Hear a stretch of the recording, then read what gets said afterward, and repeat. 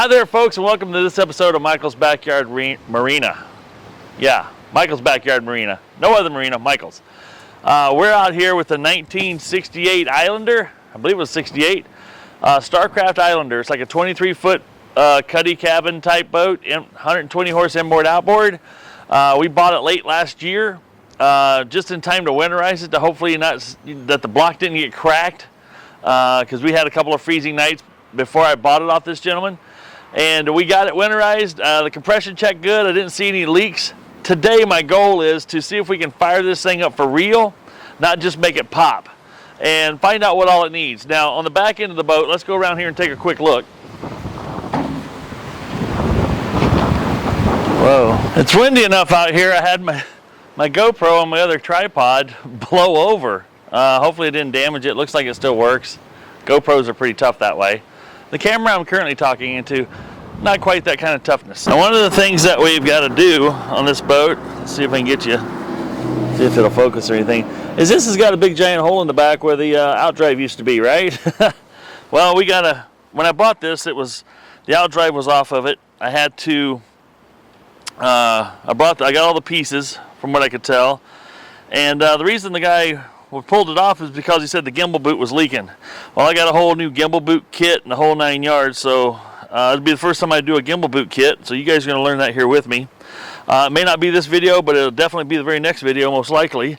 I got a couple of leaky hydraulic lines for the trim, but today's big test is going to see, can we get this motor running and running like it should, and we'll order some parts then and do all the things I did to my 1976 Starcraft, most likely. Now, if you guys has watched my 1976, all the stuff I did to that Starcraft, it's an 18-footer, inboard, outboard, same motor, but I put an electric fuel pump on it, I put electronic ignition on it, I touched every wiring connection on it, I took them apart, take a little micro wire brush on my Dremel and cleaned them up.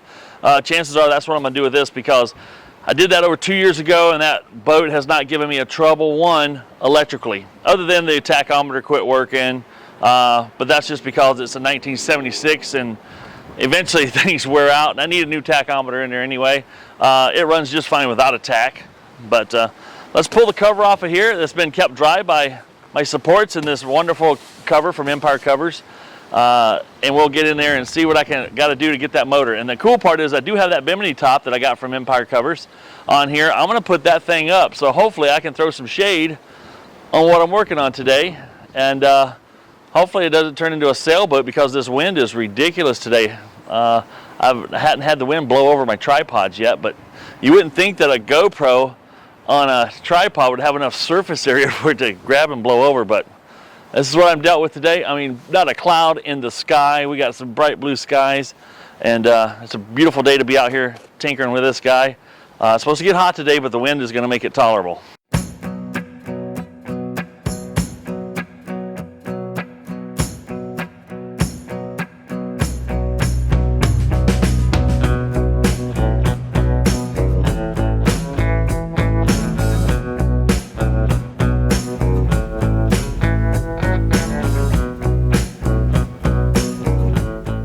Alright, what I'm going to do here first is clean up my points a little bit. These feel like they've been in there a little while. Cap's not too disgusting, but this is just going to see if I can clean them up here. I got a little 400 grit sandpaper, which might be a little coarse, but that's okay. I'm not looking to keep these points forever. Just under the pressure of the spring,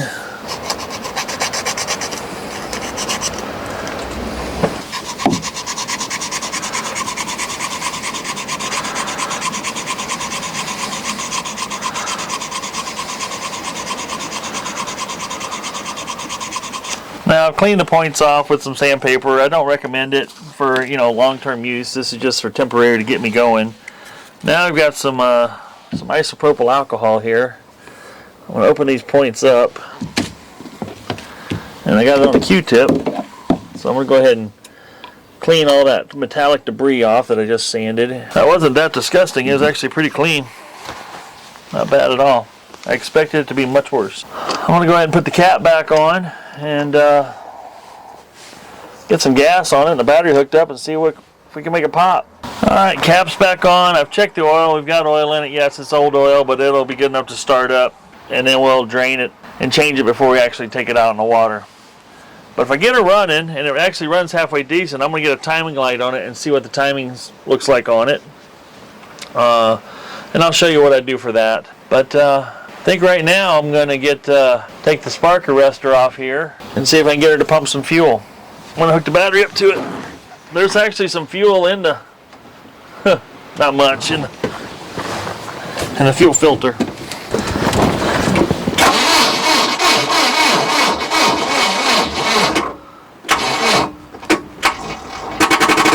Well, that turns over, but we ain't gonna poop in the battery, it feels like. Let's go ahead and pull this off in preparation. Choke is shut. Alright folks, as you saw, the battery's not very strong at all. Now, I've been waiting for an opportunity. The good folks over at FOXPEED, FOXPEED, sent me a jump starter pack and said, hey, can you give us a review and try this thing out? They've had it for a little while now, and I've been waiting for an opportunity, a good opportunity, to give it a try. Now you saw how this thing went, click, click, click. That's a pretty dead battery. So let's unbox this thing here and let's see what we got. I have another jump pack that I have been using, but I'm welcome to try some others. Now this is a beautiful little case they've got this in. This is clean, neat. And honestly, I've been to the boat ramp several times, but I've heard other people over there, you know, they got their boat to the lake and all of a sudden it won't start. In the case comes a nice little set of jumpers with a plug that looks like it plugs into the jump pack. Looks like a 110 for USB for charging up the battery pack. And power adapter, a little USB adapter for plugging it in. So far so good. Looks like a little bit of instructions there, and in the other half of the case we got the battery. And right out of the gate, this looks space age and cool. I like it. So it's got an on button there. Now right out of the pack it's showing 84% on the little LED there. I don't know if you can see that. That should be enough to jump a battery. Start engine. Looks like there's a little plug right here you pull open. A little rubber flopper, and you can plug this right in. Now that's clean and concise. I mean, that makes the jumping easy. You don't have a lot of extra wires or cables to mess with. That keeps it nice. And looks like there's a little LED signal that's on this surface right here. I know it's going to be hard to see in the daylight here. Let's go ahead and put it on the battery and see if it'll actually make it turn over better. We'll go ahead and put negative to negative here. And positive to positive.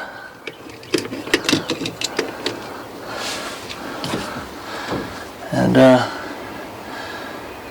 it shows 12.1 volts is what it's saying on the little readout, so that's kind of handy. Let's see if it'll whip it over or not. And just in case it does. Oh great, I grabbed a can of carburetor cleaner that has no pressure left. Oh well, let's turn this thing over and see what happens. What?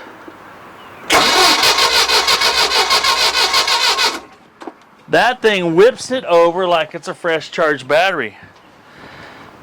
Boy, oh boy, you gotta love that. That jump starter is magnificent. I'm gonna go ahead and pull it off here for a minute. And let's see what it reads here. Pulled it down to 66%. We're gonna see what it takes to, how far down that bad boy will go. Because I'm gonna go get me some go-go juice. And we're gonna see if we can make it run. You heard it kick. If you heard it kick, you'll hear it run. I gotta go get me some gasoline. I'll be back. Alright, now we've got gas line. We got the gas line stuck in the side of a gas can. And we got water pumping in the back. We're gonna put the old FOXPEED jumper back on. Like I said, it's at 66%. Went from 85 to 66 after one jump. Let's see how much stuff it has left. Let's see if this thing will pick up some fuel.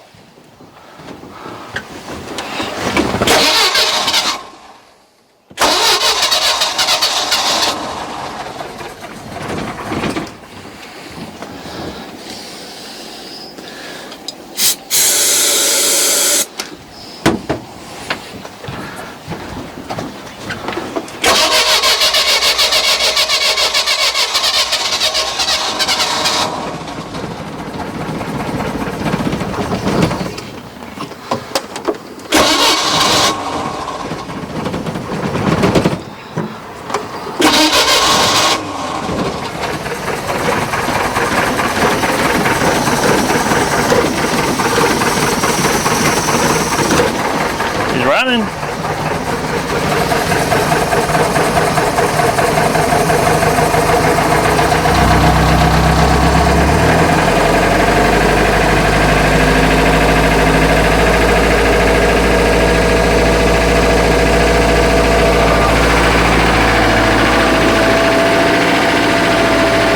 Well, that ain't running too bad, boys.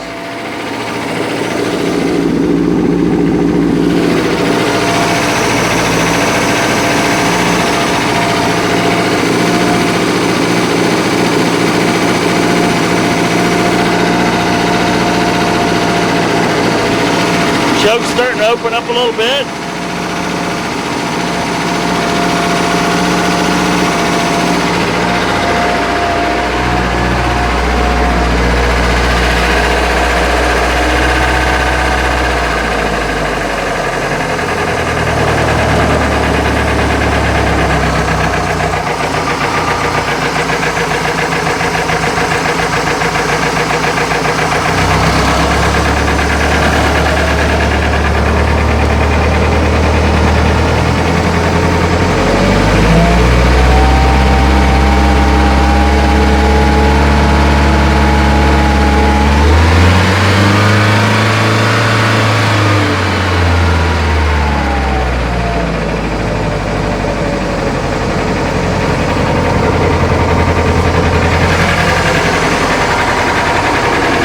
Running too bad.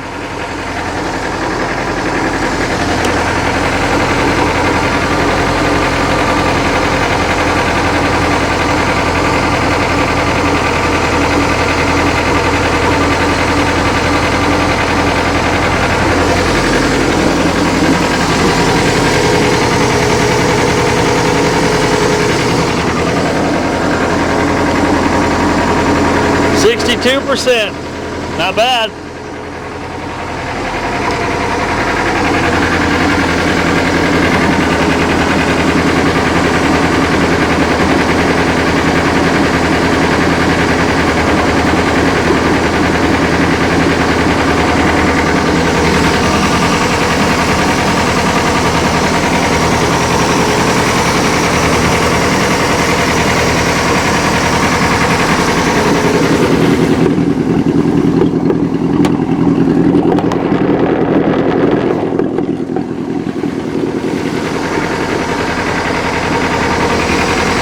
Choke open all the way up, beautiful.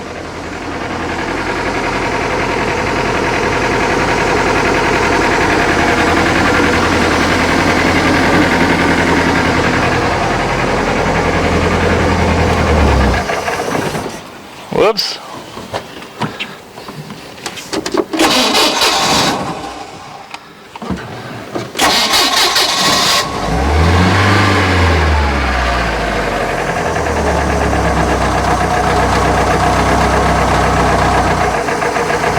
That thing runs good. That surprises the crap out of me.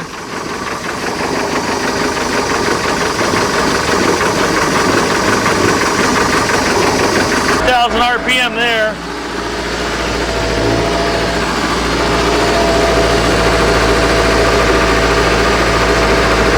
12.96.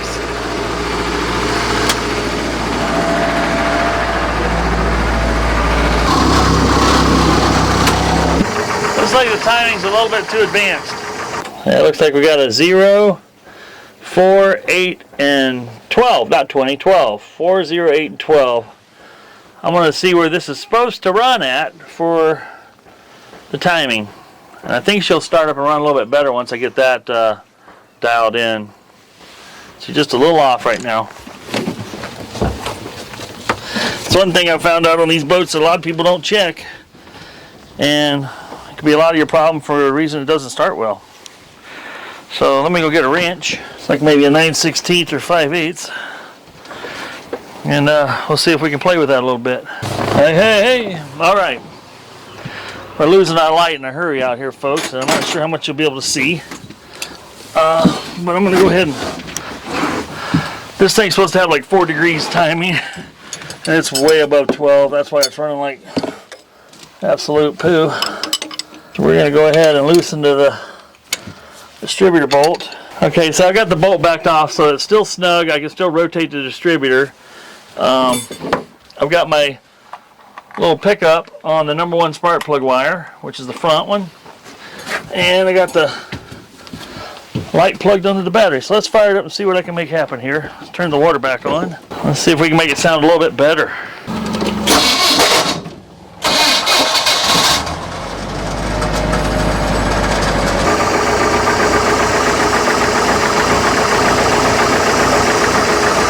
I can't get it to come down below 12.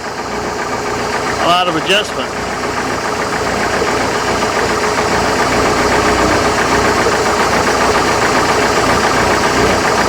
Now you heard me start it up, I heard a little tinny tin tin sound.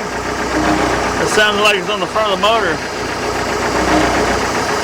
I'm thinking it might be timing chain. Now definitely idles a little smoother, but it ain't where it needs to be yet.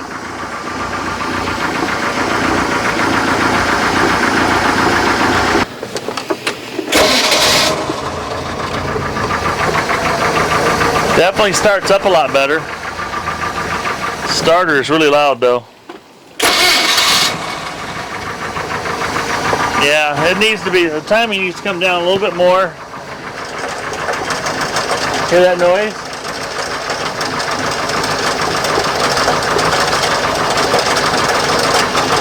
I'm tighten the front end.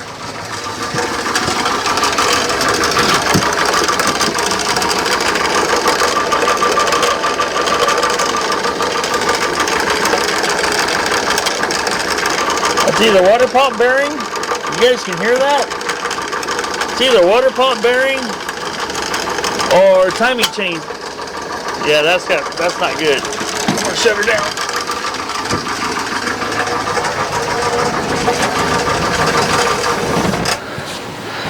You guys leave comments below. I know it's rather dark out right now. But you guys leave comments below to let me know what you think that might be. When I tear into it, we'll see who was right and who was wrong. My money's on the timing chain. But this water pump seems to be pumping pretty good. Everything's staying like it should. But it doesn't mean anything. The bearings could be shot.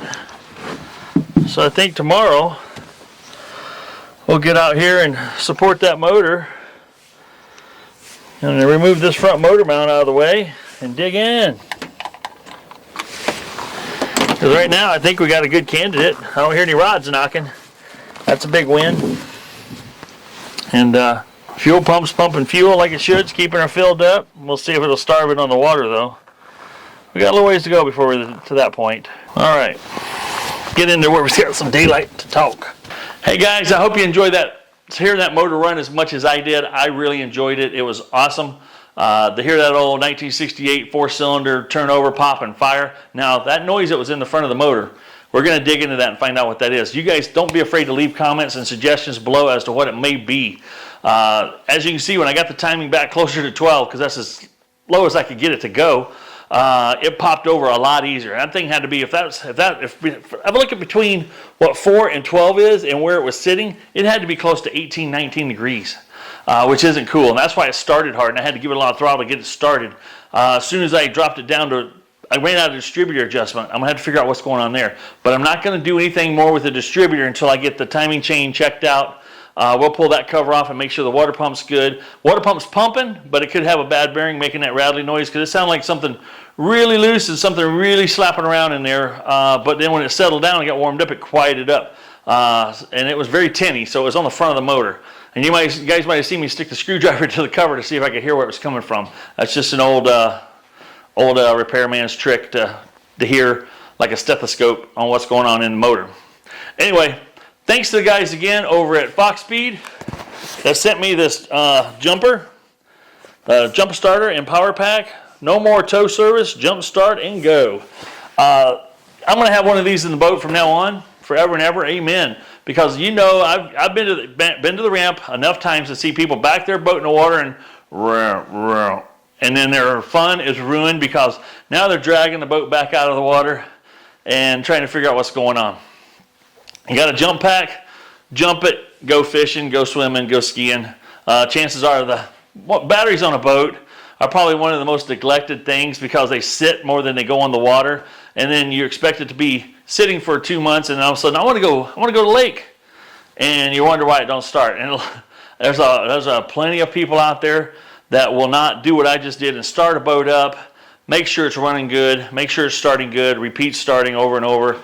Before they take it to a lake. I do that with my old Starcraft and any boat. You guys see me when I take these old outboards and I put them in here and I'll run them and run them and run them because when I go to the lake, I want to go. I don't want to sit there and pull on a starter or hear a dead battery. I want to go. I want to go boating. I want to go fishing. You know what I mean. Anyway, thank you guys for watching. I appreciate you hanging in there. It's been a while between videos on this channel. I'm trying to pick up the pace. Again, it's summertime and I've got plenty to do and there is no lack of content. I just got to get out here and get busy and get after it. So this is Michael saying don't forget to like and subscribe, hit that notification bell so you know when I drop the next video, and I'll see you on the next video and we'll get into some more stuff. Might be a surprise, might be more of this motor, it might be more of another motor, but it's definitely going to be boat related of some fashion. That's what I'm trying to focus on. Now I might be doing some other stuff here and there that's not boat related, but 90% of my content is going to have something to do with outboard motors, or boats, or fishing, which involves boats, motors, right? All right, this is Michael saying have fun out there, guys. And also here's Michael saying if it ain't broke, fix it till it is. That's a thinker. Think about that. If it ain't broke, fix it till it is. It's kind of fun, ain't it? This is Michael. I'm out.